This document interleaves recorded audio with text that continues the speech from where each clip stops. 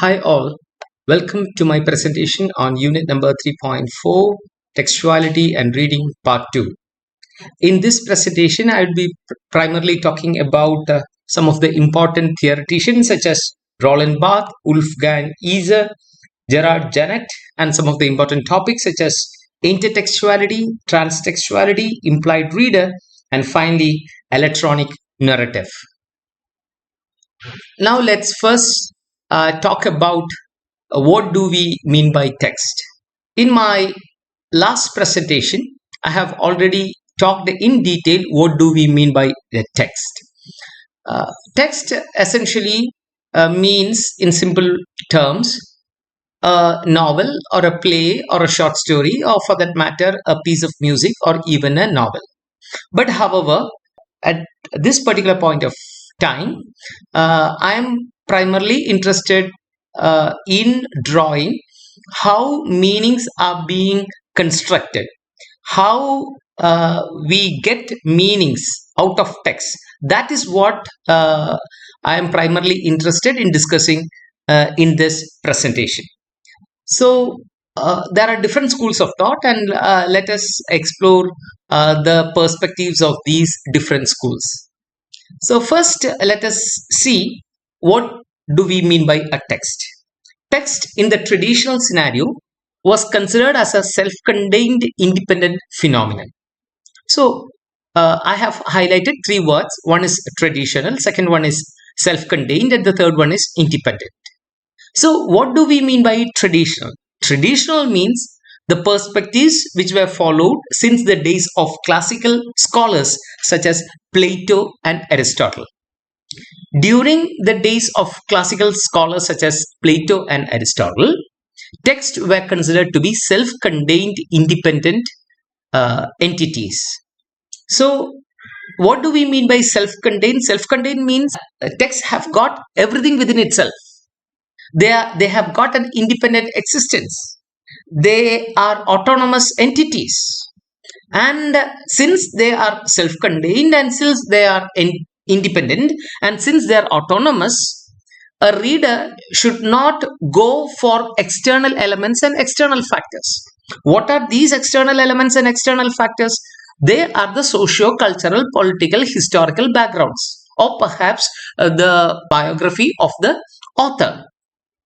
So meaning of the text lies within the text itself, and therefore the reader requires no external elements or factors to understand the written script.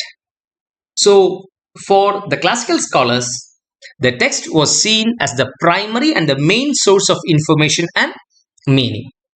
And these perspectives of the classical scholars, Plato and Aristotle, were followed by two different schools in the 20th century, and these two different schools are called the New Critics and the French Structuralists. So I am sure that you are listening to these two schools of thought for the first time. So let me spend some time to introduce or explicate these two schools of thought. The New Critics were a group of literary scholars who emerged in the United States of America during the 1940s. Their school is known as New Criticism, and they emphasized close reading and the analysis of text itself as an autonomous work of art. So for them, what is needed is a close reading of the text. If you want to draw meanings, or if you want to understand the meaning of the text, according to the New Critics, what is absolutely necessary is a close reading of what is given within the text, and what is immaterial or what is irrelevant is the socio, cultural, political, historical background in which the text is being written. These New Critics never bothered about those cultural, socio, political, cultural backgrounds, or perhaps even the biography of the author, and they primarily gave importance to the text, and they gave a deeper understanding of the text by giving a close reading of the text. New critics believed that meaning should be derived from the text, language, form, and structure rather than external factors such as author's biography or the reader's personal response. So they have subverted two things. One is external factors, the second one is reader's personal response. So, by subverting, there is fixity of meaning or finality of meaning. There is no multiplicity of meaning. If there is scope for reader's personal response, there will be multiplicity of meanings. So, new critics never gave importance to author's biography or external factors or the reader's personal response. And their primary emphasis was on the close reading of the text. Now let's come to the second school of thought, that is French structuralism. French structuralism is an intellectual movement that emerged in the mid-20th century, and to the French structuralists, what they wanted to understand is how meanings are created in language and culture.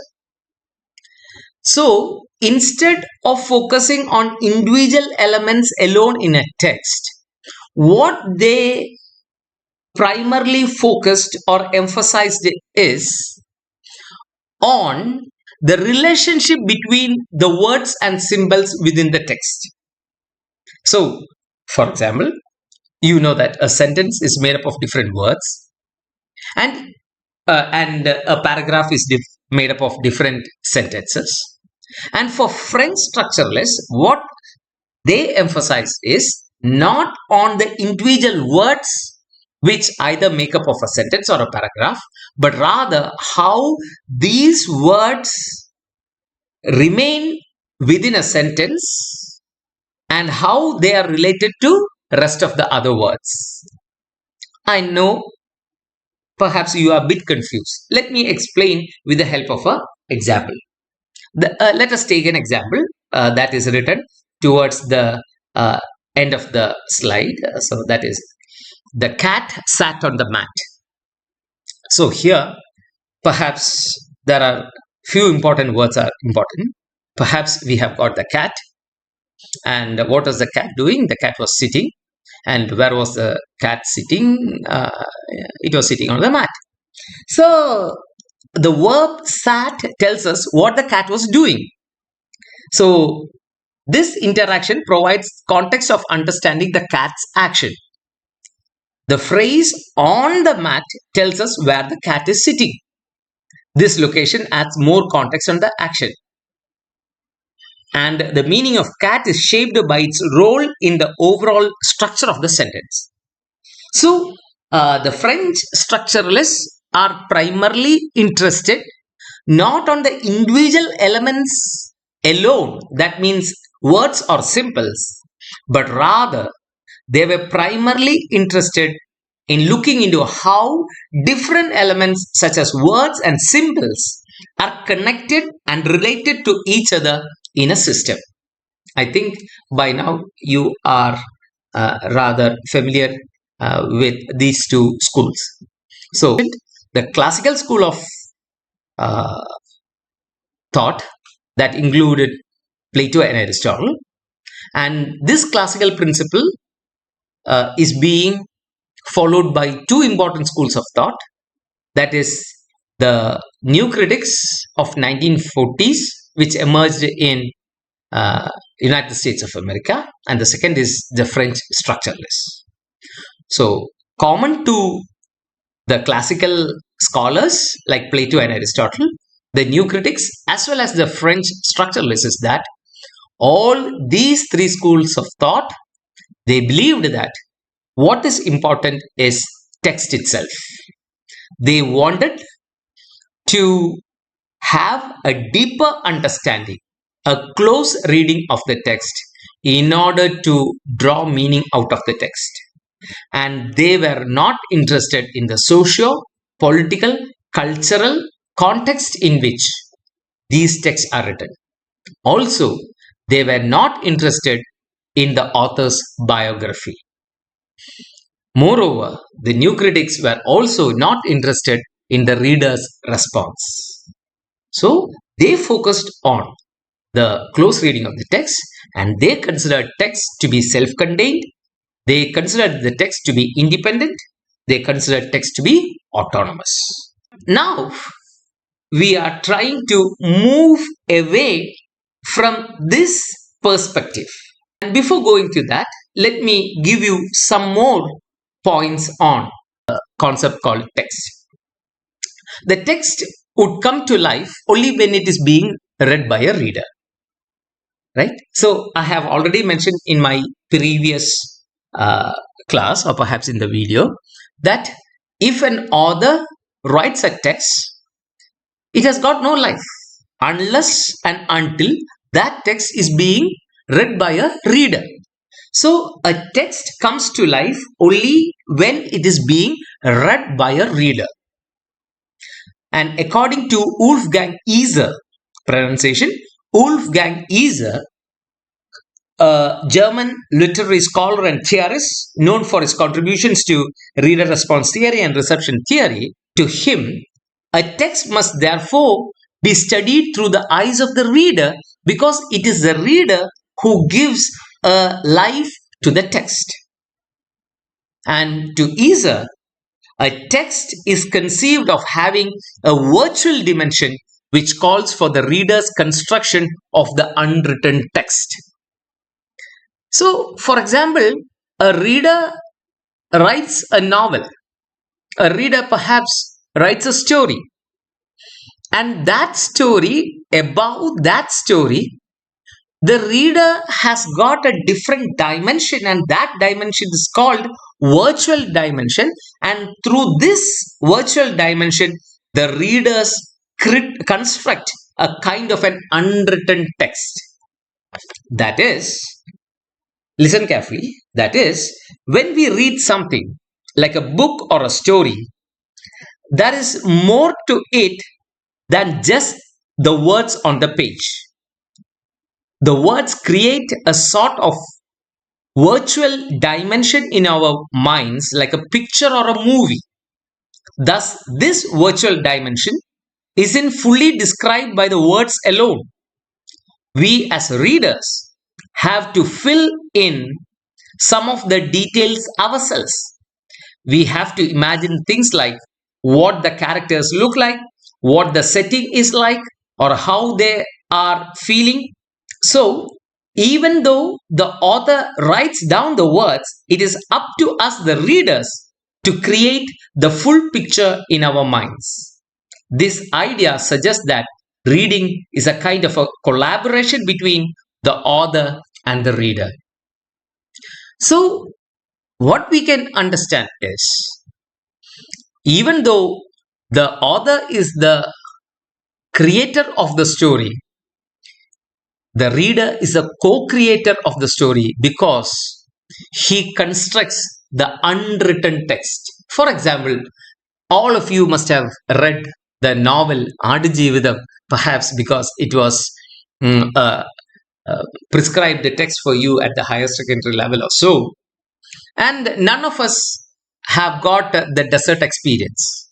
But however, when you read the novel Adujeevitham by Menyami, you not only read the mere words which were written in the novel, you created a picture in your mind. And that picture which you created in the mind was more than the mere words written by Benjamin. And that picture which you created in the mind is known as the virtual dimension. Such a virtual element provides vibrant appeal to the reading process and also contributes to a reader's freedom to read meaning through a new vision. So, as I said before, now we are deviating away from the earlier perspective, the perspective which was followed by the classical scholars such as Plato and Aristotle, the new critics of 1940s, and the French structuralists.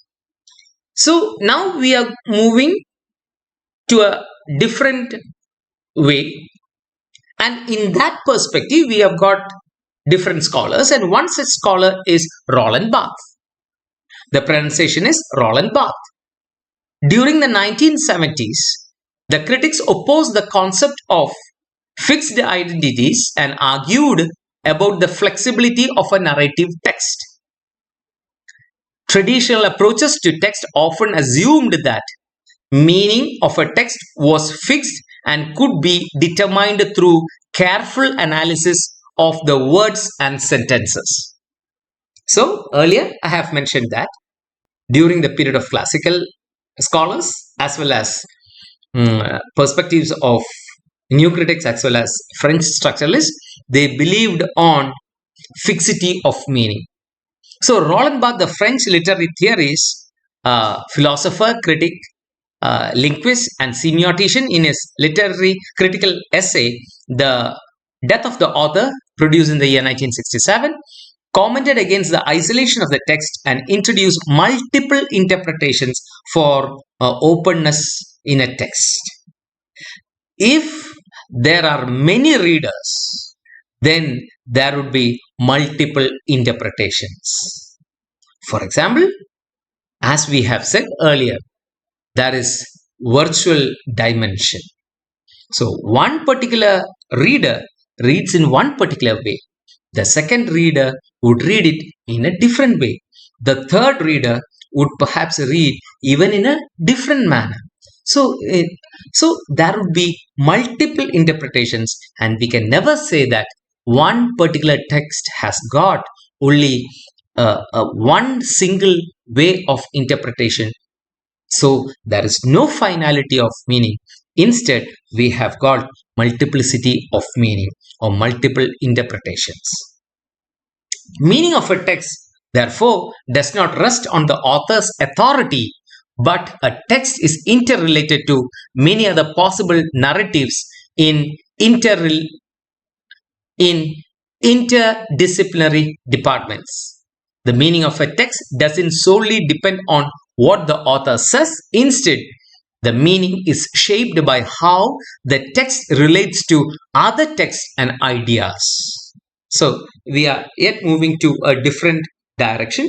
So, that means the meaning of a text doesn't solely depend on what the author says. Instead, the meaning is shaped by how the text relate to other texts and ideas. For example, you write a text, and what you write a text is not only your own ideas, perhaps you draw the ideas of others.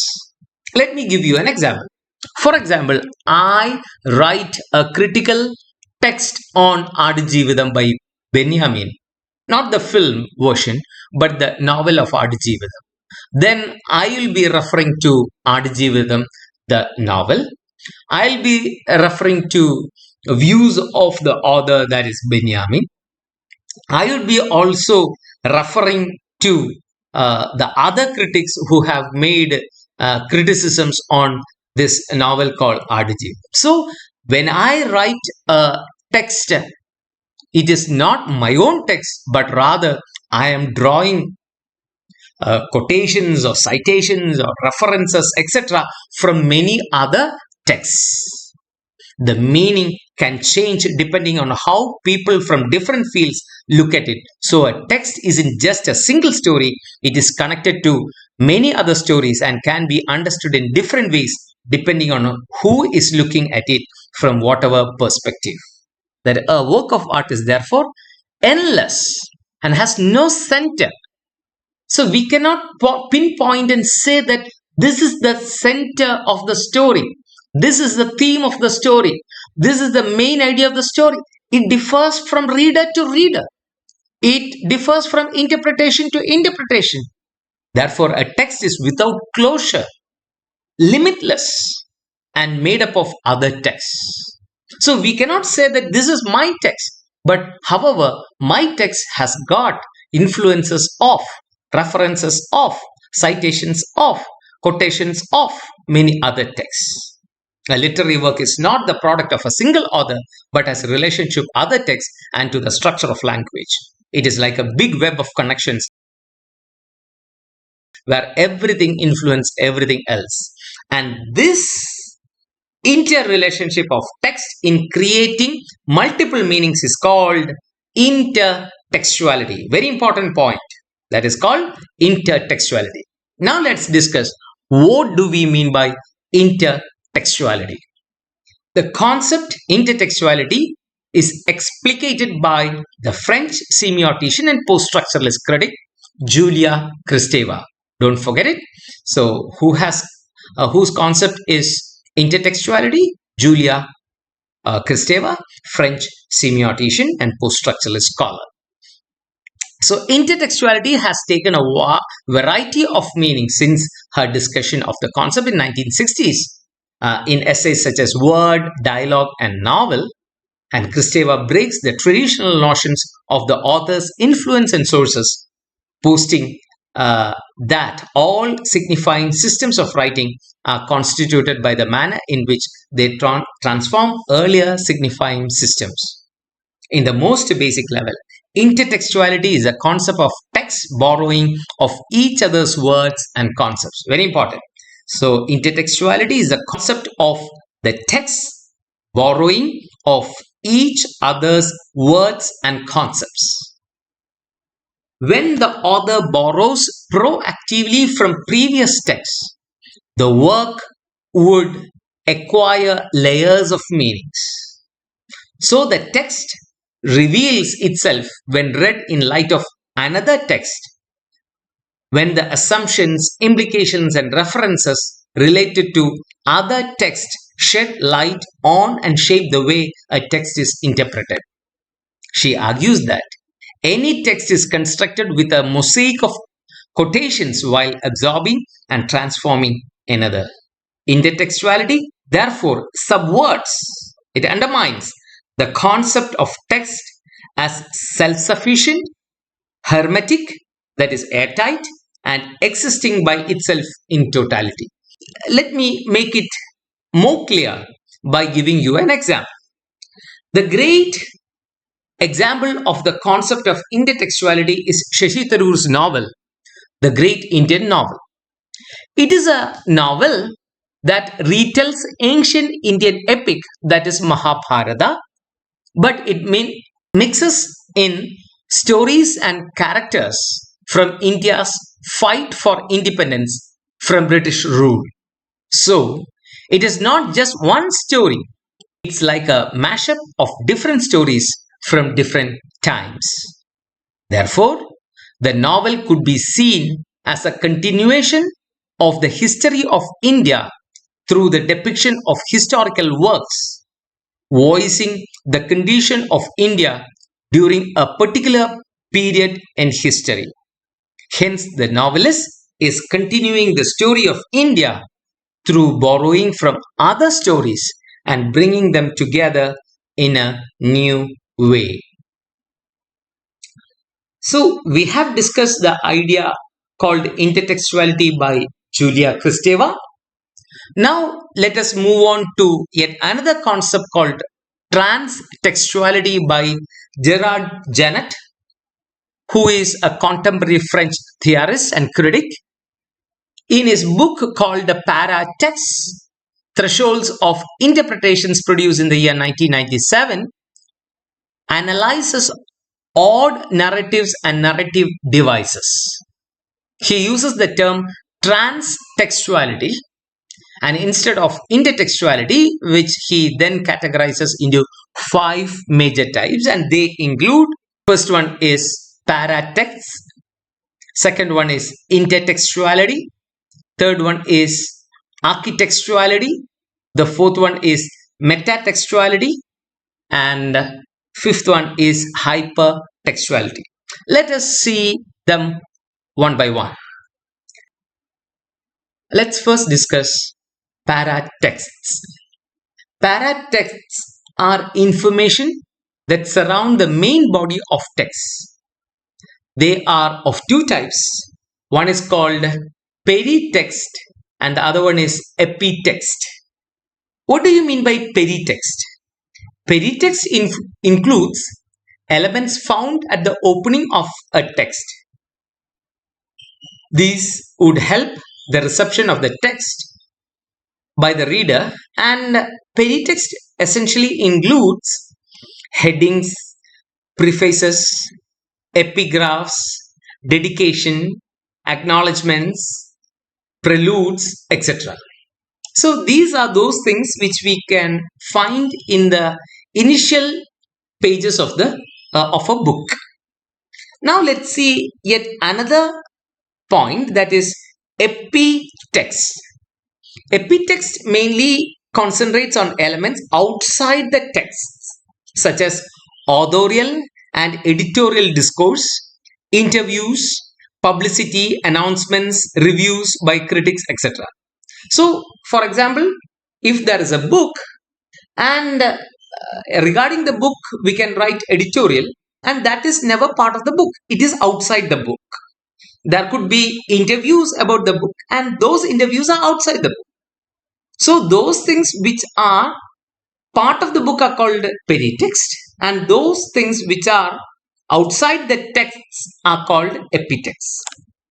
Now, second one is intertextuality. Intertextuality refers to quotations, citations, plagiarism, references, and allusions used while citing another text. So we were talking about perhaps you write a book and you profusely make citations or quotations and references, allusions, etc. And perhaps it would be very difficult to establish the originality of your text. The next one is architextuality. Architextuality relates to the labeling of a text as part of a genre or genres. It defines the relationship of a text to other texts in the same genre. So let's see an example. For instance, Shakespeare's King Lear and Edward Bond's Lear both fall into the genre of playwriting. For example, when we say that Shakespeare's King Lear and Edward Bond's Lear both fall into the genre of playwriting, we are talking about architextuality. Both these works belong to the category of plays, and by recognizing this, we can see how they relate to other plays and what kind of expectations we might have when we read or watch them. So, architectuality relates to the labeling of a text as part of a genre. So, Shakespeare's King Lear and Edward Bond's Lear, both of them fall into the same genre of playwriting. It defines the relationship of a text to other texts in the same genre. So, next one is metatextuality. Metatextuality denotes the explicit or implicit references of one text on another. See, it denotes the explicit or implicit reference of one text on another. It includes the relationship between a text and critical interpretation, biographical commentaries, and other references written about the main text. For example, imagine you are reading a book about Moby Dick. Moby Dick is actually a novel by Herman Melville. In this book, the author might talk about what critics have said about Moby Dick, analyzing different interpretations and perspectives on the novel. They might also discuss Melville's life and the historical context in which he wrote the book, shedding light on how these factors influence the creation of. So earlier I have given you an example, like, so you are writing a book about Adajeevitham. So naturally you might discuss characters which are present in the book Adajeevitham, and perhaps the historical context. You may talk about the author's opinions, or perhaps the author's ideas, etc., other critics, etc., etc. All these things would shed light to the creation of the novel called Adajeevitham. So this is called metatextuality. So it denotes the explicit or implicit references of one text on another. Fifth one, hypertextuality. Gerard Jennett explains hypertextuality as the relationship uniting text B, which is called hypertext, to the earlier text A, or the original text otherwise named hypertext. So he has introduced yet other two terms. One is hypertext and the hypotext. So, for example, hypertext is the original text which is written, and based on the hypertext or text A, yet another text is being written. Based on text A, yet another text is being written, and that is called hypertext. And the second text resembles metatext, or it resembles metatextuality to some extent. Hypertext or text B can be read either for its own sake or individual value or in relation to the hypertext. Let me give you an example. William Golding wrote a novel that is Lord of the Flies. Actually, a novel Lord of the Flies is a parody of an original novel by Robert Michael Ballantyne, whose novel is called The Coral Island. So, Robert Michael Ballantyne wrote a novel, The Coral Island, and based on this novel, The Coral Island, William Golding made a parody, and that parody is laid over the original text, and this hypertext is called Lord of the Flies. The hypertext is the Coral Island. Now let's move on to yet another concept called reader or narrative. A narrative is the receiver of the narrative. So earlier in my earlier presentation, we had a discussion on a narrator. So if there is a narrative, there should be a narrator. If there is a narrator, there should be a narratee. Narratee is one who receives the narrative. So the receiver of a narrative is known as a narratee. They are indispensable to a narrative like narrators. Narratee is the agent of the narrator. Theoretically, the narratee is the ideal entity to whom the story is narrated, an entity that accepts all that is expressed by the author directly and indirectly. A narratee could be seen from two standpoints. One is called extradiegetic and the other one is called intradiegetic. The presence of a narratee could be distinguished into the narratee who is above the narrative is called extradiegetic. Above the narrative. He is not part of the narrative. He is outside the narrative. Such a narratee may not be addressed as a character in the narrative. He is outside and he is above the narrative. So that is called extradiegetic. On the other hand, intradiegetic is a narratee who is a character within the narrative. In the Indian, for example, in the Indian mythology Bhagavad Gita, we can identify an intradiegetic narratee, that is Arjuna. So Bhagavad Gita is a kind of a narration in which Krishna gives the narration. Next one is covert and overt narrative. Covert narrative is meant to be a silent addressee of the narrator or implied audience of the narrative. On the other hand, covert narrative refers to a clearly identify or openly acknowledge audience or recipient of the narrative. Okay. So yet another important concept, that is implied reader. So in the previous presentation, I have talked about implied author. If there is an implied author, naturally there is an implied reader. So what do we mean by an implied reader? An implied reader is the one the implied author targets. There can be a large number of implied readers created according to the real reader's imagination and experience. So implied reader is not the actual reader, like implied author. Implied author is not the actual author. Likewise, implied reader is the one the implied author targets. The implied reader is constructed and may not be the same as a real reader.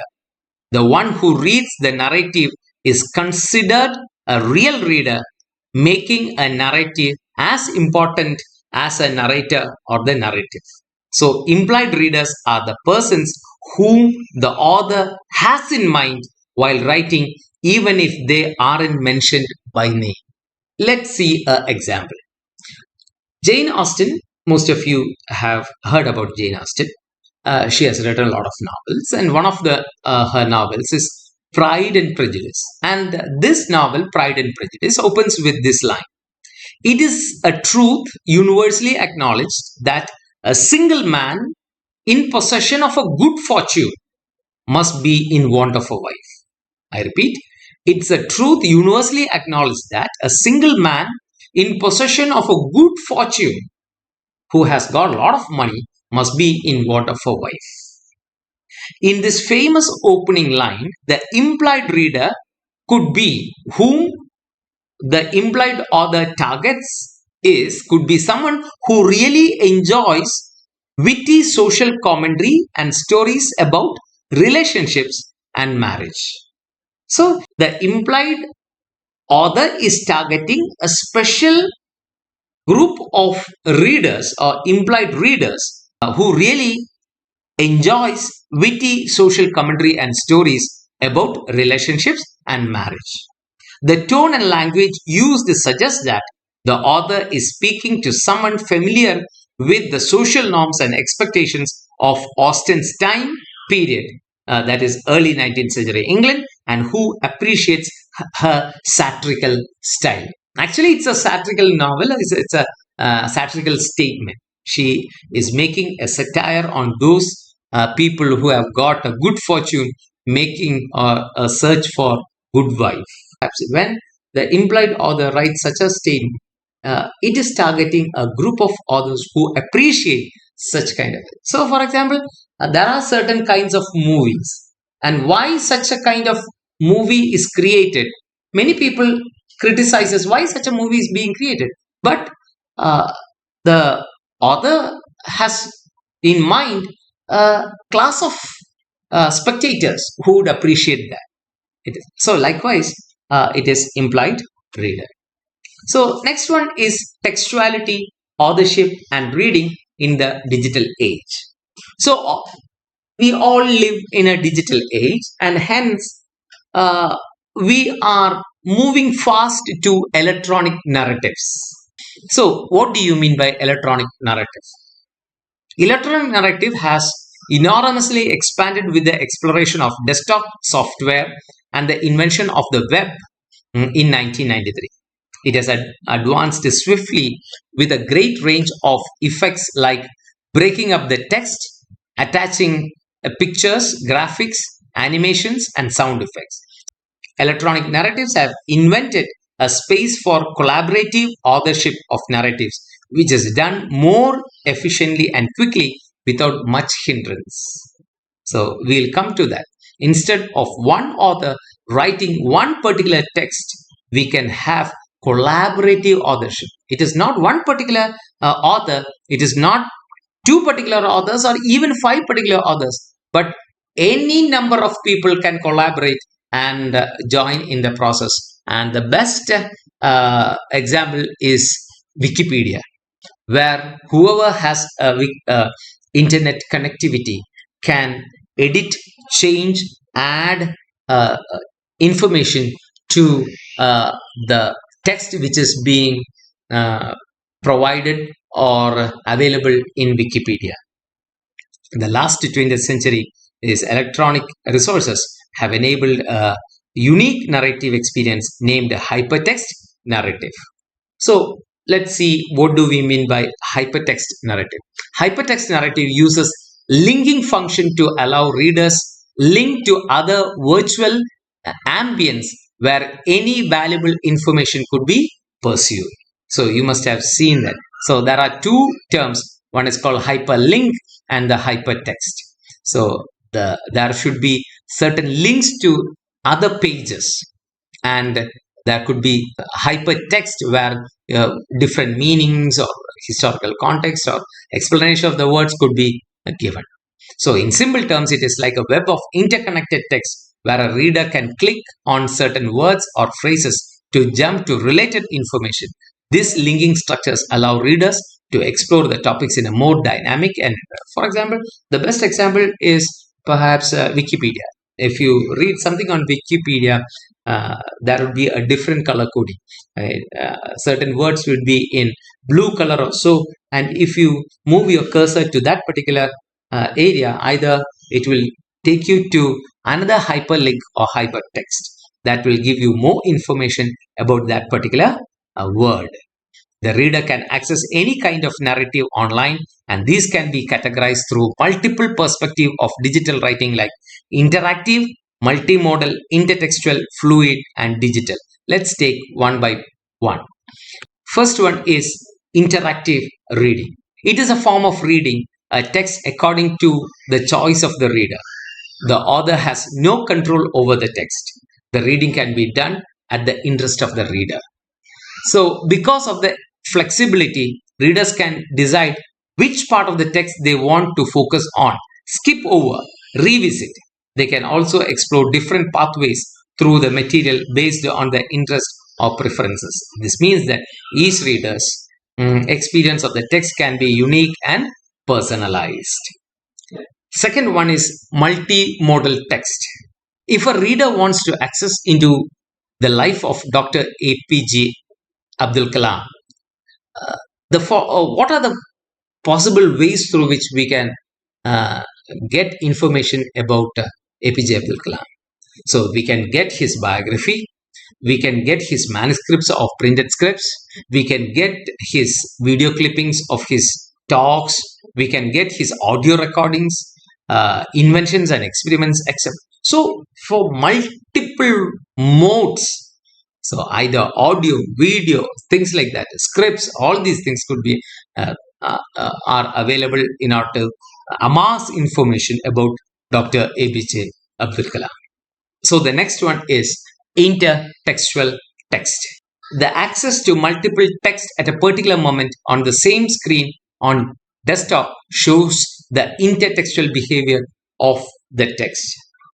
For example, you people living in Kasaragod wanted to make a visit to Trivandrum.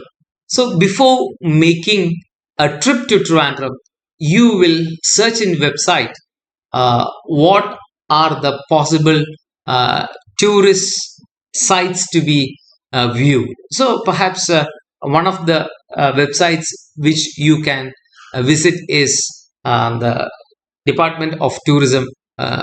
So if you get that website, within that single page, on one corner there would be a location, yet another corner there will be the map, yet another corner there will be some responses, in yet another corner there would be address, contact number, etc.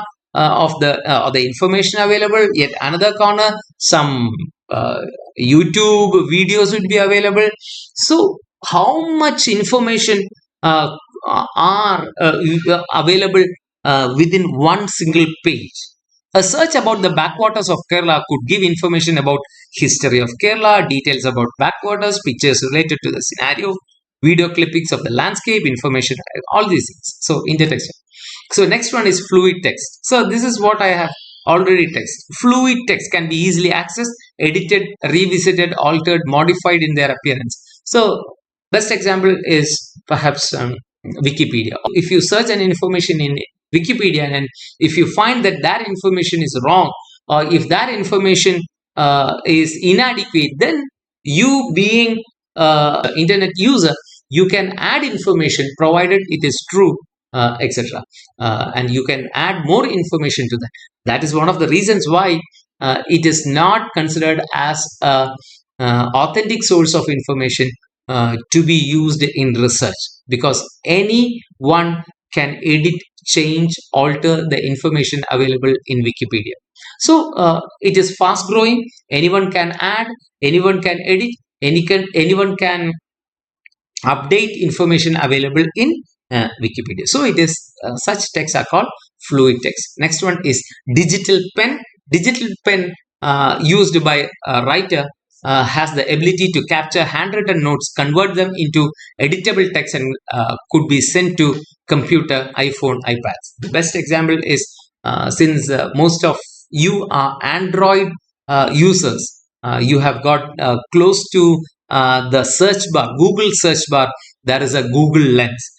If you legibly write in a piece of paper something, and if you use it, if you scan it with a Google Lens, immediately that will read it, and it will convert them into an editable text which could be sent to computers or things like that. This is considered as the latest technological progress in the field of script writing. Notes could be written on any kind of paper, and the written information recorded by the USB receiver. So that's for this presentation. Thank you, all of you.